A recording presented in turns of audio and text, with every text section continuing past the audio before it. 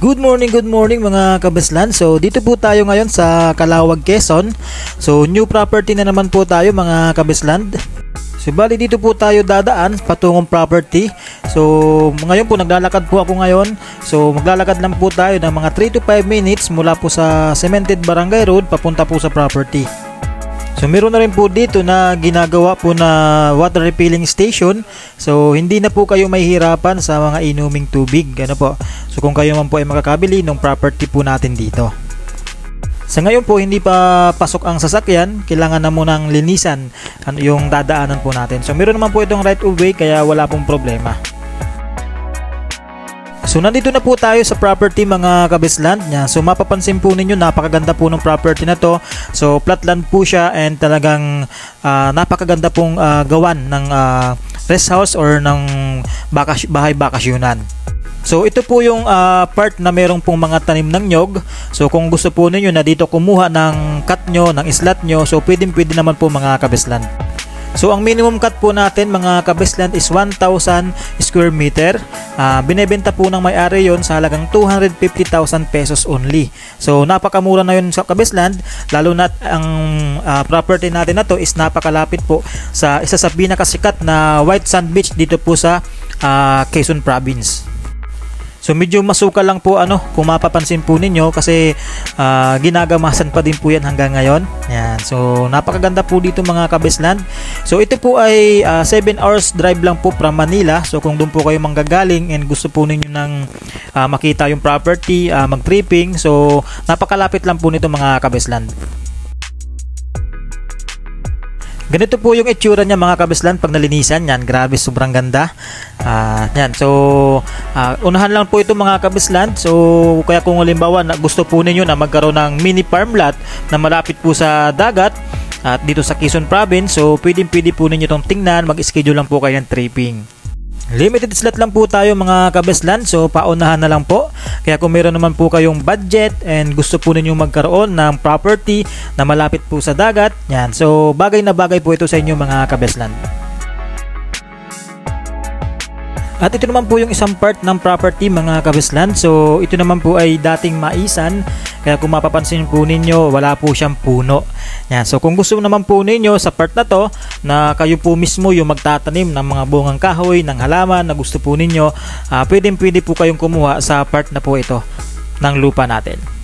So pagdating naman sa daan mga kabeslan, so wala pong problema tayo dyan kasi lalagyan naman po ng may-ari ng access road, lahat po ng mga islat, lahat ng mga cut po dito sa property. Ang maganda pa dito mga kabeslan, so meron pong proposed project yung barangay na gagawa po ng kalsada mula po dito sa Kapaluhan, papunta po dun sa kabilang barangay. Yan. So talagang magiging maganda at magiging talagang dayuhin ng mga tao itong lugar po na to. So pili na lang po kayo mga kabeslan kung ano po yung gusto po ninyo, yung walang tanim o yung meron na po siyang tanim. Yan. And ito po yung daan papunta sa dagat mga kabeslan. So meron po itong cemented road. Yan. Then meron naman po tayong dadaanan din na mga rough road kasi ongoing naman po yung construction po ng daan po dito. So from property mga kabeslan, so naglakad lang po tayo ng mga 3 to 5 minutes papunta po dito sa cemented road na to na dinadaanan po natin. And from National Highway po mga kabeslan, so magdadrive lang po tayo ng 45 minutes papunta po dito sa property. So ito na po mga kabeslan yung sinasabi ko sa inyong rough road. So hindi naman po siya ganon ka-rough road kasi tinabunan na po siya ng mga lupa. So maganda naman dito mga kabeslan, meron na pong linya ng kuryente dito, meron na rin pong linya ng internet. Karamihan po dito ginagamit is Converge.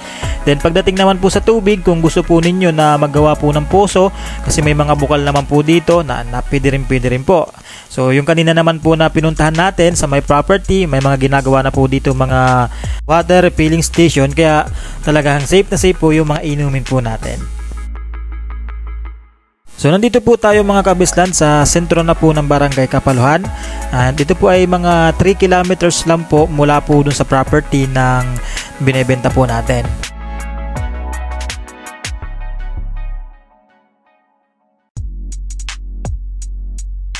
So ito po yung high school dito sa Barangay Kapuluhan mga kabislan. So napakalapit lang po nito sa ating property. Yan. Kung meron po kayong mga anak na nag-aaral ng high school, so pwede po yan dito.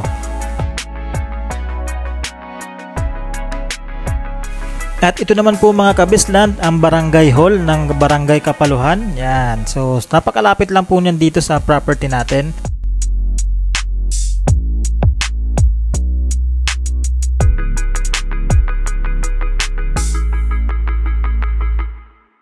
Ito naman po yung elementary school dito po sa Barangay Kapuluhan mga kabislan. So magkakalapit lang po talaga sila dito, kaya napakaganda po. So halos kumpleto na rin po yan dito.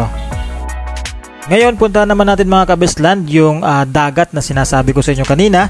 Yan. So para makita nyo din kung gaano po kaganda yung dagat nandito, and para malaman nyo din saan pwedeng bumili po ng isda na napakasarap at sariwa.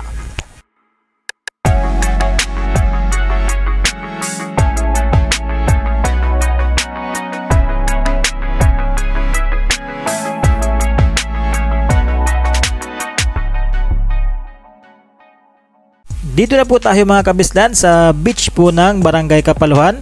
So dito lang po tayo sa isang part na daungan po ito ng bangka na pangingisda. Kaya kung mapansin po ninyo, marami po ditong mga daungan. So dito rin po kayo pwedeng makabili ng murang isda at sariwang isda. Galing po mismo sa dagat yan. Napakasariwa po ng mga isda dito mga kabislan. Yan. So yung dulo po nito mga kabislan, and yung katabi nito is nado naman po yung mga resort na ginagawa ngayon. So pwede rin po kayong pumunta doon kung gusto po ninyo mag-unwind. Pero dito lang mga kabislan. So napakaganda na dito, napakalawak po nito. Yan, mapansin po ninyo. So andito naman tayo ngayon mga kabislan sa isang resort na ginagawa po dito sa Barangay Kapuluhan. Yan. So kung mahilig din po kayo pala maglaro, mag-drive ng ganito, so pwede ninyong i-drive yan. So napakaganda dito mga kabislan, lalo pong na-develop na po talaga to.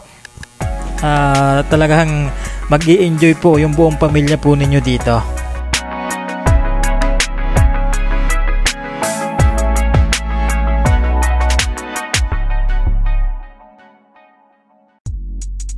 Ulitin ko lang po mga kabislan. So ang layo po ng property natin dito sa White Sand Beach ay nasa 3 kilometers lang po yan. So kung magdadrive po kayo, gamit po ay motor or 4 wheels, so abutin po kayo ng mga 5 to 7 minutes. So depende po kung gaano po kayo kaingat. Kung mahilig naman po kayong mag-jogging, so pwede rin po kayong mag-jogging papunta po dito, galing po dun sa property na mabibili po ninyo. Ulitin ko lang po mga kabislan, ang minimum cut po doon sa binebenta natin na property is 1,000 square meters, and yun po ay binebenta sa halagang 250,000 pesos lang. So napakamura na po nun mga kabislan. Kung gusto naman po ninyo na makita po yung property mga kabislan, so pwede po kayo magpa-schedule ng tripping. Message lang po kayo sa ating YouTube channel. Ito po ay Bestland PH, and kung hindi pa po kayo subscriber, please subscribe din po kayo mga kabestland, and click na rin po ng notification bell para updated po kayo sa mga videos po natin. Then pwede rin po kayo mag-call and mag-message sa ating WhatsApp. Hello mga kabislan, thank you nga po pala sa panonood ng video na to. And bago po tayo matapos, meron lang po akong ipapakilala na produkto na alam ko pong makakatulong ng malaki sa inyo.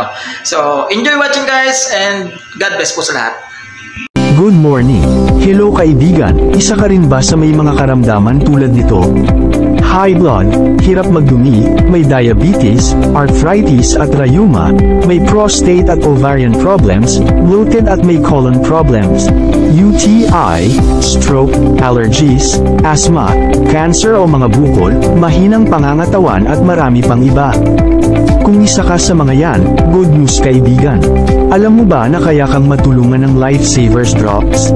Ang Lifesavers Drops ay isang concentrated mineral drop na meron 84 na traces of minerals tulad ng calcium, potassium, sodium at iba pa. Mayroon din itong alkaline na kayang i-neutralize ang acid level sa ating katawan. Mayroon din zeolite, magnesium na maganda para sa ating mga puso. Mayroon din itong lemon, aloe vera at VCO na napakaganda naman para sa ating digestion. 3 drops lang ng Lifesavers Drop sa bawat baso ng inuming tubig, sigurado magiging healthy ka na. Marami na din itong natulungan, Luzon, Visayas at Mindanao.